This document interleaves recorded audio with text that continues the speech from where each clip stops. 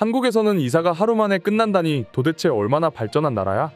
외국인들은 한국에서 이사하는 모습을 보고 흔히 이렇게들 말합니다. 그 이유는 왜일까요? 얼마 전 해외 커뮤니티에는 한국에서 사다리차를 이용해서 이사하는 영상이 올라오자 수많은 해외 네티즌들이 관심을 보였고 댓글은 무려 200여 개나 달렸습니다. 영상만 보면 한국인들에게는 굉장히 흔한 이사 방법인데 도대체 외국인들은 왜 이렇게까지 열띤 반응을 보였던 것일까요? 그건 아무래도 외국인들에게는 처음 보는 이사 방식이기 때문입니다. 이뿐만 아니라 한국에서는 하루 만에 이사가 끝나는 걸 알고는 외국인들이 부러움과 동시에 좌절하는 반응을 보여주기도 했는데요. 지금부터 자세한 내용 한번 살펴보도록 하겠습니다. 한국의 경우 지형적 특성상 옆으로 퍼지는 한 가구 주택이 아닌 위로 뻗는 다세대 주택인 아파트가 많고 지금도 계속해서 고층 아파트가 들어서고 있습니다. 물론 단순히 아파트가 많아지기만 하는 게 아니라 그만큼 전용 엘리베이터 시설도 함께 좋아지게 되면서 고층 아파트로 이사하는 경우에도 별다른 어려움이 없습니다. 특히 과거에는 고층의 경우 사다리차를 이용해서 대부분 이사를 했지만 최근에는 사다리차를 이용해서 이사하는 경우는 거의 없다시피 합니다. 거의 볼 수 없는 과거의 문화가 돼버렸는데요. 물론 완전히 사라진 것은 아니지만요. 이뿐만 아니라 다른 나라에 비해 한국인들은 이사를 자주 다니곤 합니다. 때문에 한국에서는 손 없는 날이라는 이사하는 날까지 따로 있을 정도입니다. 하지만 외국의 경우 실제로 이사를 하는 주기가 굉장히 깁니다. 심지어 일본이나 일부 유럽 국가의 경우 태어난 집에서 평생을 거주하는 경우도 있습니다. 그렇다 보니 애초에 이사를 하는 경험이 없을 뿐더러 이사하는 모습을 자주 보지도 못했는데 한국에서 생전 처음으로 사다리차가 아파트 베란다 너머로 짐을 옮기는 모습은 충격 그 자체로 다가온다고 합니다. 심지어 외국인들은 이 때문에 한국이 심각한 치안 부족 국가라고까지 말하곤 한다죠. 물론 어디까지나 사다리차를 통해 이사하는 모습을 보고 해당 장면이 어떻게 된 일인지 알게 되기 전까지 일시적이지만요. 아무래도 외국인들이 봤을 때 베란다의 창문을 통째로 뜯어내고 집 안에 있는 짐을 모조리 빼내고 있으니 충분히 그런 생각을 가질 수도 있겠다 싶습니다. 하지만 이 사다리차를 이용해서 이사를 하는 나라는 한국만 있는 것 아닙니다. 미국이나 유럽 등의 서양에서도 종종 이 사다리차를 이용해서 이사를 하곤 하지만 비용도 비싸고 사다리차를 운용하는 이삿짐 센터가 잘 없기 때문에 평생에 한번 볼까 말까한 일이라고 합니다. 그렇다 보니 해당 글을 본 외국인들은 한국의 이사 문화와 관련하여 여러 가지 댓글이 올라오며 외국인들의 궁금증을 더욱 자아냈는데요. 그럼 외국인들이 말하는 한국의 사다리차 이사 외에 또 신기한 이사 문화는 무엇이 있을까요? 첫 번째는 포장 이사였습니다. 짐이 많은 경우 대부분 포장 이사를 선택하곤 합니다. 한 번도 안 해본 사람은 있을지 몰라도 한 번만 이용해 본 사람은 없으실 텐데요. 너무너무 간편하고 또 완벽하면서도 안전하기 때문입니다. 포장 이사는 집안에 있는 모든 짐을 하나씩 아주 정성스럽게 포장을 하고 이사 갈 집에 완벽하게 옮겨다 줍니다. 심지어 집주인이 가구를 어떻게 배치할 것인지에 맞춰서 짐을 정확한 위치에 배치해 주기까지 하니 한 번 이용하면 너무 편리해 또 이용할 수밖에 없죠. 이뿐만 아니라 뒷정리까지 완벽하게 해주니 이사를 하면서 생기는 피곤함이 반으로 줄어듭니다. 그리고 두 번째는 이사가 하루 만에 끝이 난다는 점이었는데요. 외국의 경우 이사를 하는 경우가 거의 없습니다. 만약에 이사를 한다 하더라도 이렇게 포장 이사를 하게 되면 비용이 너무 비싸기 때문에 웬만하면 본인의 차를 이용해서 혹은 차라리 차량을 렌트해서 친구와 함께 혹은 가족과 함께라든지 그것도 아니면 개인이 직접 하나씩 며칠에 걸쳐서 이삿짐을 나른다고 합니다. 때문에 외국인들은 이 하루 만에 끝나는 이사를 보고 경악을 금치 못한다고 하죠. 실제로 독일의 이사 문화를 살펴보면 독일에서는 원활히 이사를 하려거든 퀸디궁 체크리스트를 만드는 사람이 존재한다는데요. 퀸디궁은 계약 해지를 뜻하는 말이며 임대차 계약부터 인터넷 전화와 각종 보험, 세금, 학교, 전기, TV, 신문 구독, 계좌 정리 등에 이르는 생활과 관련된 모든 것이 이 퀸디궁의 대상이 됩니다. 여기까지만 보면 정말로 편리해 보이죠. 하지만 실상은 전혀 그렇지 않습니다. 한국에서는 전화 한 통이나 카톡 메시지 한 통이면 계약이 되고 업무가 실시되겠지만 독일에서는 이 절차를 위해서 계약서에 정해진 일정에 맞춰 계약 해지에 대한 서류가 우편으로 오가야 합니다. 그 중에서 가장 힘든 게 인터넷과 TV 해지라고 하는데요. 해지 3개월 전부터 전화로 예약을 해도 쉽게 해지가 되지 않는다고 합니다. 심지어 고객센터에 전화 연결하는 것 자체가 매우 힘들다고 하죠. 최소 20-30번은 해야 겨우겨우 통화가 연결될 정도라고 합니다.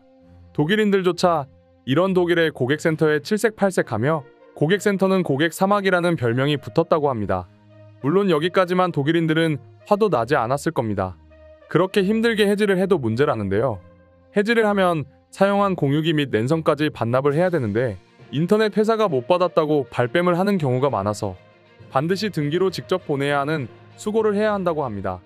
여기까지만 하더라도 아마도 한국인이라면 지치고 녹초가 됐을 겁니다. 두 번 다시 이사를 하지 않겠다고 굳은 다짐을 하는 분들도 계실 겁니다. 하지만 독일에서는 이제 시작이라고 합니다. 각종 해지를 하고 서류까지 준비를 했다면 이제야 이사 업체를 정하고 스케줄을 잡아야 한다는데요. 독일의 이사 비용은 한국과 비교했을 때 사악한 수준입니다. 한국에서는 3~40만 원, 비싸면 100만 원 정도인 수준이지만 독일에서는 최소 300만 원이라는 엄청난 가격대에 형성되어 있다고 합니다. 그리고 비싼 비용이 든다고 해서 뭐 엄청난 서비스를 바라지도 않는다고 합니다. 오히려 최악만 피하자는 수준이라는데요. 포장이사라는 개념이 생긴 것 역시 최근이고 그마저도 한국처럼 이사 전에 집 상태로 완벽하게 정리를 해주지도 않습니다. 뿐만 아니라 이삿짐 센터를 불렀음에도 불구하고 이사하는데 최소 3일 정도 소요된다고 합니다. 가구를 해체하는 일만 하더라도 하루가 가버리고 해체한 가구를 포장하는 데만 또 하루가 소요됩니다. 그리고 트럭에 짐을 싣고 이사를 하는 데까지 최소 3~4일이 걸리는 거죠. 또한 이런 스케줄 역시 미리 정확하게 해야 하고 만약 서류 작성을 하지 않고 구두로만 계약을 했다면 이사업체는 자기들 마음대로 스케줄을 변경해버려 곤란한 일을 겪는 경우도 생긴다고 합니다. 또한 독일의 이사가 이렇게 오래 걸리는 건 한국처럼 사다리차를 이용하지 않는다는 점 역시 굉장히 큰 문제로 지적되고 있습니다. 과거 한국의 이삿짐 나르는 방식인 사람이 손으로 일일이 하나씩 나른다고 합니다. 만약 냉장고나 침대 같은 큰 짐이 있다면 미리 업체에 알려 수동 엘리베이터를 가지고 와야만 한다죠. 말이 엘리베이터지 사실상 그냥 수레 수준밖에는 되지 않는다고 합니다.